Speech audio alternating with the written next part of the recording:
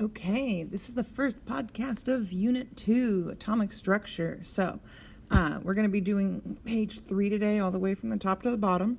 And some of this stuff might sound familiar, especially this first question where we talk about the basics of electrons, protons, and neutrons. Now, we're going to define a couple of different things about each of them, so I'd really suggest you make a table, or at least keep it really organized, because you're responsible for each of these pieces of information. So, if you want to draw this table, pause the podcast real quick, make something that looks like what I've got here. So, let's talk about each of these pieces. And starting with mass, the electron has a relative mass of 0 AMU. Now, that being said, electrons do have mass. It's just so tiny. It doesn't contribute very much. Even if the biggest atoms with hundreds of electrons, they don't contribute much to the mass of that atom. Think of it like fleas on an elephant. Yes, they've got mass, they have matter, all of them do, but when you weigh that elephant, if you take some fleas off, put them on, you're not going to actually be able to measure that difference. So it's relatively 0. Protons, on the other hand, have a relative mass of 1 AMU. Now, other side note, AMU stands for atomic mass unit. It's just kind of the way that we measure the subatomic particles in an atom, because otherwise we'd have a really tiny number of grams, and it's just too tiny and too bothersome to write. Neutrons also have a mass of 1 AMU. So, electrons have no mass, protons and neutrons have a mass of 1. Now, their charges. Electrons are negative, -1. Protons have the same magnitude of charge, but it's just positive instead of negative. So even though they're super duper tiny, electrons can carry just as much charge as a proton.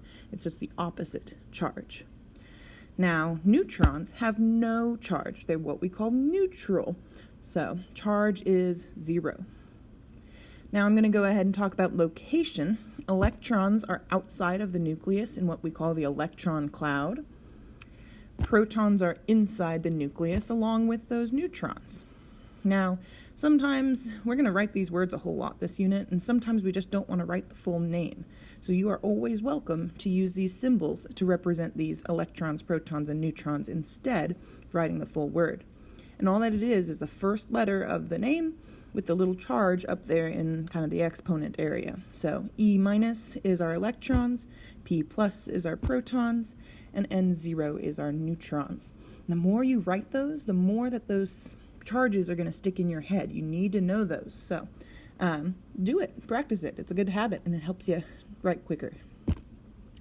Now, in the nucleus, like we saw just a moment ago, we have protons and neutrons. We have a lot of positive things along with some neutral things. And we know that opposites attract, and like charges are going to repel each other. So the question is, how can all of that positive stuff that should be repelling each other stay together in the nucleus? Well, it's what we call the strong nuclear force. And that's just saying that there's some kind of force holding these things together. We honestly don't know a whole lot about it. It's one of the 4 basic forces in nature. You don't have to write this part down. But gravity, electromagnetic force, weak nuclear force, all of these things are things we've measured and observed, but we don't really understand what makes them happen. Even gravity. We know gravity is a thing. You can trust in gravity, but we don't really know why gravity is there. So, strong nuclear force is the easy answer there, but maybe you grow up and do some research into how and what causes this force. So, some definitions real quick. The atomic number is the atom's number, the most important number in the atom, and you need to get this stuck in your head. The atomic number is equal to the number of protons in the nucleus, and that is unique for each element. The periodic table is organized by atomic number, all the way from 1 to 118 right now. So, every single one of those numbers represents the number of protons. Now, the mass number is the number of things that have mass. And if we think back to the definitions of the proton, neutrons, and electrons, protons and neutrons were the only things that had mass. So this is just the total number of protons and neutrons. Now, isotopes. Isotopes are atoms of the same element that have different masses. This is kind of like fraternal twins.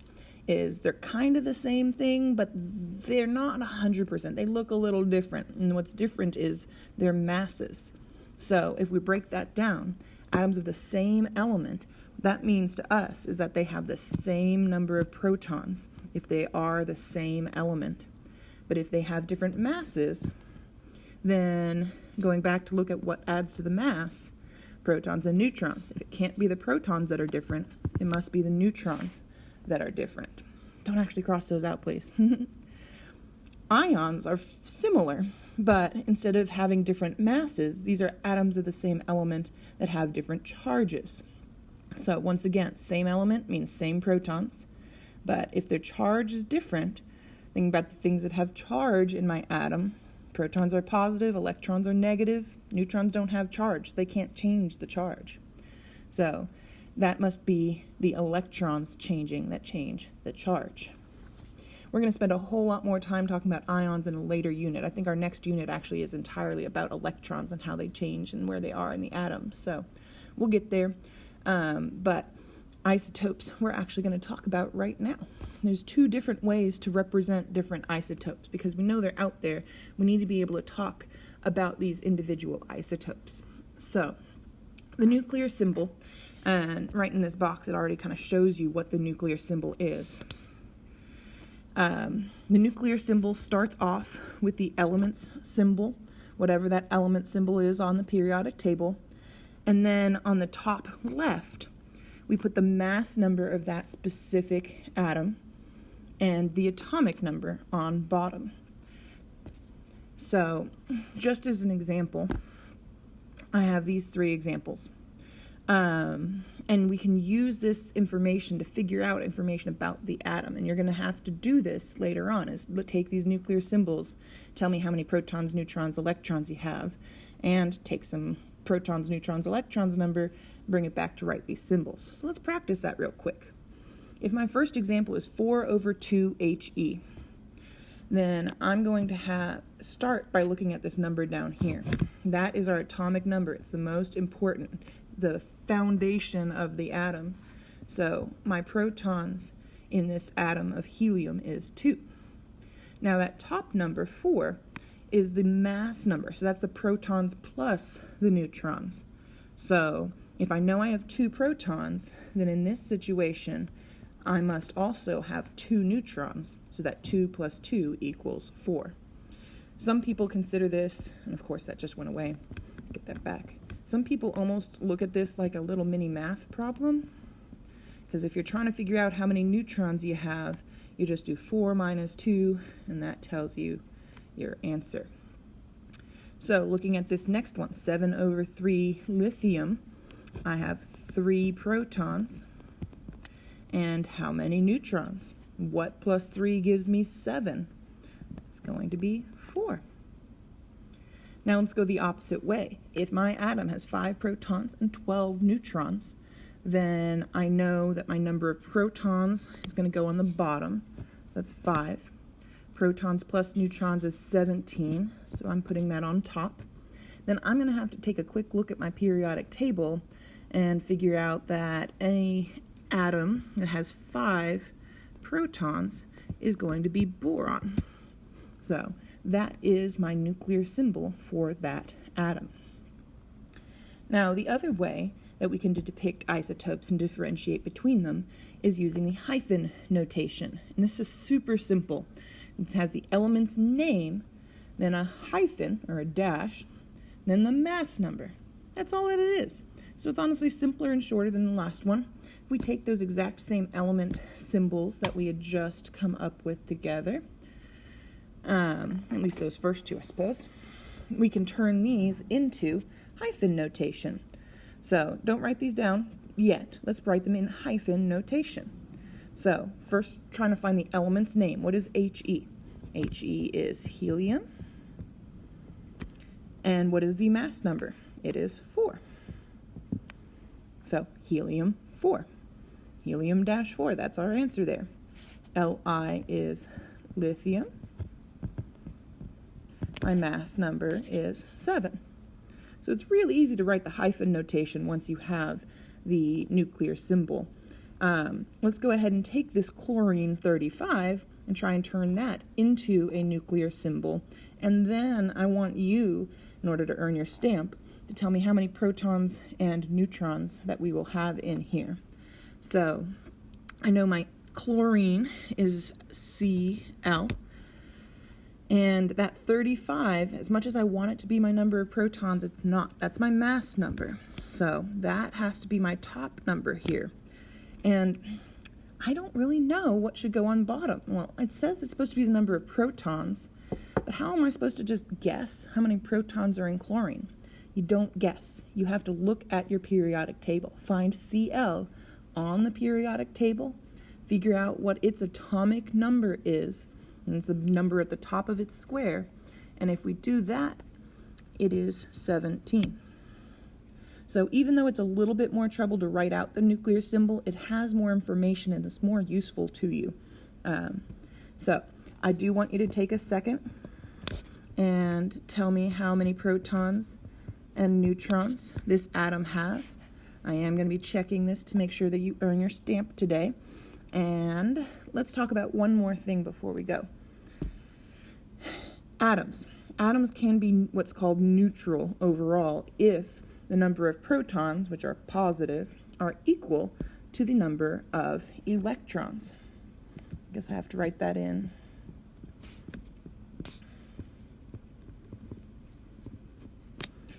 Now, I have two different examples here.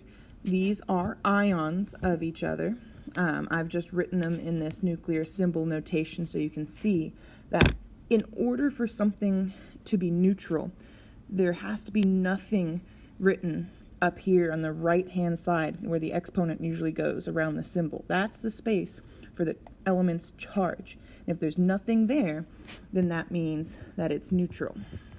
If you have anything there, positive or negative, and it would have to have a positive or negative sign there, so it's not going to look just like a normal exponent, then that is not neutral. And figuring out the number of electrons, remember the number of electrons are going to be equal to the number of protons if we are neutral. So in this first atom of lithium, when I am neutral, I need to figure out my number of protons, which is helpfully sitting right down here. And so in this atom, my electrons equaled, let me go ahead and fix that, make it look more like an equal sign, 3. In my not neutral atom, they're not equal, but I still have to start from those protons. This atom has 3 protons. I can rely on that. And if I have a positive charge, that's technically a positive 1. It's the only number we could possibly drop off of there. That's telling me I have 1 more proton than electron, because overall I have positive charge. So knowing that, if I have 3 protons and that's 1 more than my number of electrons, then that must mean that my number of electrons equals 2. So we're going to do a lot more of this in that table in the next, not the next page, but the page after that. So you'll get plenty of practice, but wanted to give you those basics for now. So that's it.